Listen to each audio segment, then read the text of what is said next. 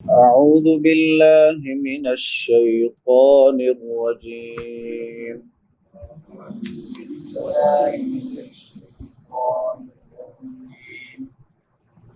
بسم الله الرحمن الرحيم. بسم الله الرحمن الرحيم. إنك ميت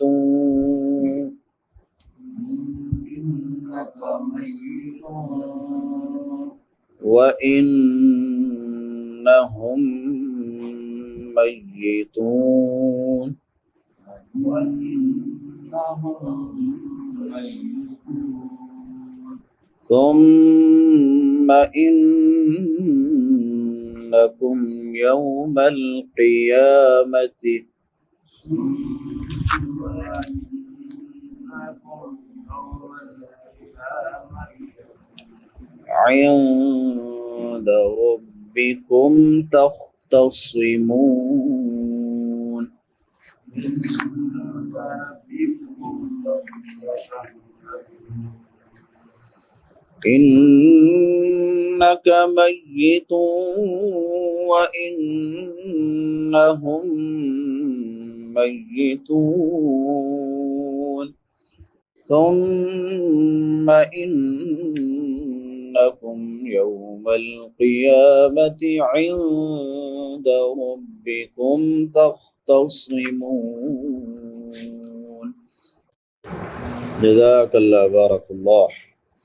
انکا نون مشدد ہے، شد والا نون، اس پہ ہمیشہ غنہ ہوتا ہے. غنہ آواز کو ناک میں چھپا کر ادا کرنا ایک الف کی مقدار کے برابر. قاف باریک ہے. میتون، تا پہ نون تنوین ہے، بعد میں حروف یرملون میں سے واو ہے تو ادغام مع الغنہ ہوگا. وَإِنَّهُمْ، نون مشدد پہ غنہ ہوگا. میم ساکن کے بعد حروف یرملون میں سے میم ہے تو ادغام مع الغنہ ہوگا. میتون، تا کے بعد واو مدہ ہے، واو ساکن ما قبل ضمہ یعنی پیش ہے، تو اس کو ایک الف کے برابر لمبا کر کے پڑھیں گے. ثم انکم، ثم ثا نرم حروف میں سے ہے. تین حروف جو نرمی سے ادا ہوتے ہیں، سا، زال، ضا، اس کو نرمی سے پڑھیں گے. اور آگے میم مشدد ہے، شد والی میم پہ بھی ہمیشہ غنہ ہوتا ہے. انکم، نون مشدد پہ غنہ ہوگا، کاف باریک ہے، میم ساکن پہ اظہار ہوگا. یومل، یا کے بعد واو لین ہے، واو ساکن ما قبل فتحہ یعنی زبر ہے، تو اس کو نرمی سے پڑھیں گے. یوم القیامتی، قوف حروف مستعلیہ میں سے ہے، موٹے حروف میں سے، تو اس کو موٹا کر کے پڑھیں گے. 7 حروف جو موٹے کر کے پڑھے جاتے ہیں جن کا مجموعہ غطن قیض ہے. قیامتی، عند، عین ہے، وسط حلق سے حلق کے درمیان سے ادا ہوتی ہے. نون ساکن ہے، بعد میں حروف اخفا میں سے دال ہے تو یہاں پہ اخفا کریں گے. دال کے اوپر زبر ہے، زبر زیر پیش لمبی نہیں ہوتی.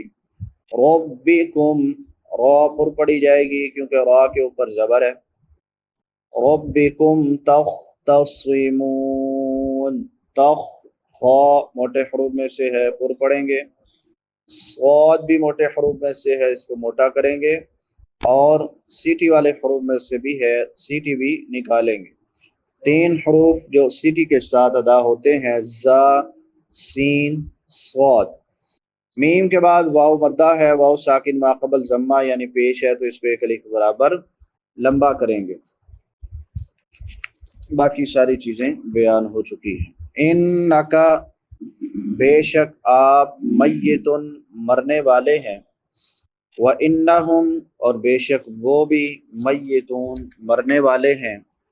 ثم، پھر، انکم، بے شک تم یوم القیامتی قیامت کے دن عند ربکم اپنے رب کے پاس تختصمون جھگڑو گے، انک میت و انہم میتون، یعنی اگر یہ نہیں مانتے تیری بات تو نہ مانے، نہ تو نے ہمیشہ رہنا ہے اور نہ انہوں نے ہمیشہ رہنا ہے، آپ بھی مرنے والے ہیں اے پیغمبر علیہ الصلاۃ والسلام، اور یہ جو آپ کی نہیں مانتے یہ سارے کے سارے بھی مرنے والے ہیں۔ اس میں نبی صلی اللہ علیہ وسلم کے لیے وعدہ بھی ہے اور بشارت بھی ہے، خوشخبری بھی ہے کہ آپ دنیا کی محنت اور مشقت اور آپ کی جو تکلیفیں ہیں، جتنے بھی دکھ ہیں، وہ سارے ختم ہونے والے ہیں، اور آپ اپنے رب سے ملاقات کرنے والے ہیں اور ہمیشہ کی راحت اور آرام والی جنت میں جانے والے ہیں۔ اور کافروں کے لیے وعید ہے کہ ان کی مہلت ختم ہونے والی ہے اور وہ اپنے رب کے سامنے پیش ہو کے اپنے کفر اور اپنے شرک کا حساب دینے والے ہیں۔ اس کے علاوہ اس میں نبی صلی اللہ علیہ وسلم اور تمام مسلمانوں کو ان کی موت یاد دلا کر اس کی تیاری کی طرف بھی توجہ دلائی گئی ہے، یاد دہانی کروائی گئی ہے۔ اس آیت میں اللہ تعالیٰ نے اطلاع دی ہے، خبر دی ہے کہ رسول اللہ صلی اللہ علیہ وسلم فوت ہو جائیں گے۔ وہ اس لیے دی ہے کہ تاکہ آپ کی موت کے متعلق لوگوں میں اختلاف واقع نہ ہو اور وہ کہیں آپ کی عبادت نہ کرنے لگ جائیں جیسے پہلے لوگوں نے اپنے انبیاء کو معبود بنا لیا۔ چنانچہ نبی صلی اللہ علیہ وسلم کی وفات پر اکثر لوگوں نے تسلیم نہ کیا کہ آپ صلی اللہ علیہ وسلم فوت ہو چکے ہیں، جن میں سیدنا عمر بن خطاب رضی اللہ تعالی عنہ بھی شامل تھے۔ انہوں نے کہا جو کہے گا نا نبی صلی اللہ علیہ وسلم فوت ہو گئے ہیں، میں تلوار مار کے اس کا سر تن سے جدا کر دوں گا۔ تو اس موقع پہ سیدنا ابو بکر رضی اللہ تعالی عنہ آئے اور انہوں نے پھر یہ آیت پڑھی انک میت و انہم میتون، اور اس کے ساتھ سورہ آل عمران کی آیت نمبر 144 پڑھی وما محمد الا رسول قد خلت من قبلہ الرسل افئن مات او قتل انقلبتم علی اعقابکم۔ یہ آیات پڑھی اور خطبہ ارشاد فرمایا کہ محمد صلی اللہ علیہ وسلم فوت ہو گئے۔ تو اس پر سیدنا عمر اور دوسرے صحابہ کرام رضوان اللہ علیہ مجمعین نے پھر اپنے موقف سے رجوع کر لیا اور سارے صحابہ کا اس بات پہ اتفاق ہو گیا کہ نبی صلی اللہ علیہ وسلم فوت ہو گئے ہیں۔ اسی لیے انہوں نے آپ علیہ الصلاۃ والسلام کو غسل دیا، آپ کو کفن دیا اور پھر آپ کو دفن کر دیا۔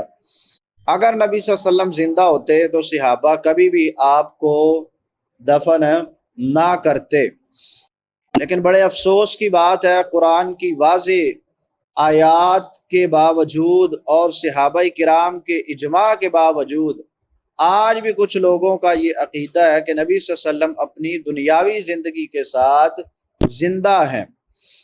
اور یہ ربیع الاول کا مہینہ ہے، ابھی جب یہ محفل میلاد منعقد کی جائیں گی تو اس میں تعظیماً کھڑا بھی ہوا جاتا ہے کچھ دیر کے لیے، جی آقا علیہ الصلاۃ والسلام تشریف لا رہے ہیں۔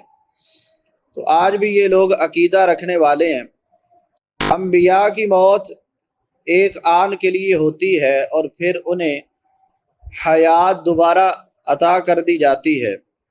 اب سوال یہ ہے کہ اگر اس حیات سے مراد برزخ کی زندگی ہے تو وہ نیک اور بد سب کو عطا ہوتی ہے۔ جب انسان یہاں سے چلا جاتا ہے عالم برزخ شروع ہو جاتا ہے، جزا سزا کا سلسلہ شروع ہو جاتا ہے، اور ظاہر ہے کہ انبیاء کی شان سب سے اونچی ہے، وہ سب سے اعلیٰ ہستیاں ہیں، تو ان کو عطا ہونے والے جو انعامات ہیں اللہ کے وہ بھی بے حساب ہیں اور بے شمار ہیں۔ اس زندگی سے تو کسی کو انکار ہی نہیں ہے، مگر اس کے لیے موت ضروری ہے، مرنا ضروری ہے اگلی زندگی کے لیے، کیونکہ یہ شروع ہی موت کے بعد ہوتی ہے۔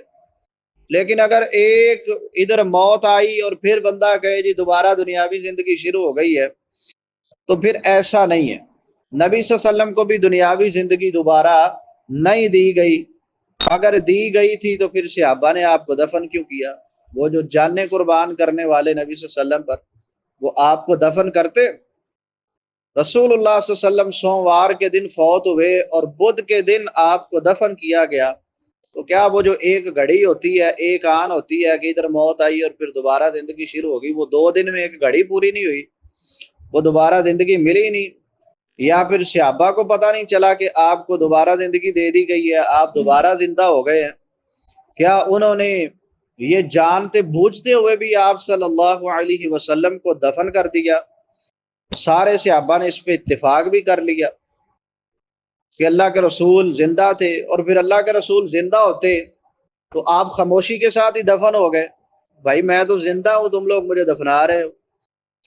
یہ سارے کے سارے سوالات فمالی ہؤلاء القوم لا یکادون یفقهون حدیثا، اللہ فرماتے ہیں لوگوں کیا ہے کہ قریب ہے کہ یہ کوئی بات سمجھے، یعنی یہ سارے دلائل ہونے کے باوجود یہ عقیدہ رکھنا کہ نبی صلی اللہ علیہ وسلم زندہ ہے، یہ عقیدہ باطل ہے، قرآن کی نصوص کے بھی خلاف ہے اور صحابہ کے اجماع کے بھی خلاف ہے، ان کے عمل کے بھی خلاف ہے۔ آگے فرمایا ثم انکم یوم القیامہ، اس سے پہلے اور بعد میں آنے والی آیات کے مطابق اس جھگڑے سے مراد مشرکین ہے، اور رسول اللہ صلی اللہ علیہ وسلم کا قیامت کے دن اللہ تعالیٰ کے سامنے جھگڑا ہے، جب اللہ کے رسول اپنا مقدمہ پیش کریں گے کہ یا اللہ میں نے ان لوگوں کو تیرا پیغام پہنچایا تھا مگر انہوں نے مجھے جھٹلا دیا۔ سورہ فرقان میں اللہ نے ذکر کیا نا، یا رب ان قوم اتخذوا هذا القرآن مہجورا، پیغمبر شکایت لگائیں گے اور مشرکین وہاں پہ قسمیں کھا کھا کے اپنے شرک کا انکار کریں گے، واللہ ربنا ما کننا مشرکین، اللہ کی قسم اللہ ہم تیرے ساتھ شرک کرنے والے نہیں تھے۔ تو پھر فیصلہ اللہ کے ہاتھ میں ہوگا کہ اب ان کا کیا کیا جائے، یہ تو جرم ہی نہیں مان رہے۔ تو پھر نبی کی شہادت، ایمان والوں کی گواہی، فرشتوں کی گواہی، زمین و آسمان کی گواہی، اور خود ان مشرکین کے ہاتھ پاؤں زبانوں اور دوسرے اعضاء کی شہادتوں کے ساتھ ان کا جرم ثابت کر کے پھر اللہ تعالیٰ ان کے بارے میں فیصلہ فرمائے گا۔ آیت کے الفاظ عام ہونے کی وجہ سے قیامت کے دن اللہ کے سامنے ہونے والے سارے جھگڑے اس میں شامل ہیں، جو کفار اور مسلمانوں کے درمیان ہوں گے، مشرکین اور ان کے معبودوں کے درمیان ہوں گے، بڑے لوگوں اور ان کے فرما برداروں کے درمیان ہوں گے، چودھریوں وڈیروں اور ان کے نیچے جو لوگ ہوں گے ان کے درمیان ہوں گے، بادشاہوں اور ان کی رعایا کے درمیان ہوں گے، مظلوموں اور ظالموں کے درمیان ہوں گے، خواہ وہ 2 مسلمان ہی کیوں نہ ہو، حتیٰ کہ آدمی کا اپنے اعضاء سے بھی جھگڑا ہوگا۔ سورہ حامیم سجدہ میں اللہ نے ذکر کیا، جب وہ اعضاء بولیں گے تو وہ کہے گا تمہیں کیا ہو گیا، تم میرے خلاف گواہی دے رہے ہو، میں نے تمہارے لیے تو سارا کچھ کیا تھا۔ تو یہ سارے کے سارے جھگڑے اس آیت میں شامل ہیں، اس لیے اکثر مفسرین نے اس آیت کو عام رکھا ہے۔ عبداللہ بن عباس رضی اللہ تعالی عنہ کا قول ہے کہ سچا جھوٹے سے، مظلوم ظالم سے، ہدایت والا گمراہ سے، اور کمزور متکبر سے جھگڑا کرے گا کل قیامت والے دن۔ سیدنا زبیر فرماتے ہیں جب یہ آیت نازل ہوئی تو کہا یا رسول اللہ کیا دنیا میں جھگڑے ہونے کے علاوہ پھر دوبارہ کل قیامت والے دن جھگڑے ہوں گے؟ تو آپ صلی اللہ علیہ وسلم نے فرمایا ہاں زبیر، وہاں پہ بھی دوبارہ جھگڑے ہوں گے۔ تو سیدنا زبیر رضی اللہ تعالیٰ عنہ نے کہا اس وقت تو پھر معاملہ بڑا ہی سخت ہوگا۔ تو اس میں سارے کے سارے جھگڑے جو ہیں وہ اس آیت میں شامل ہے۔ آج ہمارے 30 پارے مکمل ہو چکے ہیں الحمدللہ، کل 24ویں پارے کا آغاز ہوگا۔ اللہ حق بات کو پڑھنے، سمجھنے، اس پر عمل کرنے اور اس کو آگے پھیلانے کی توفیق عطا فرمائے۔ وآخر دعوانا ان الحمد للہ رب العالمین۔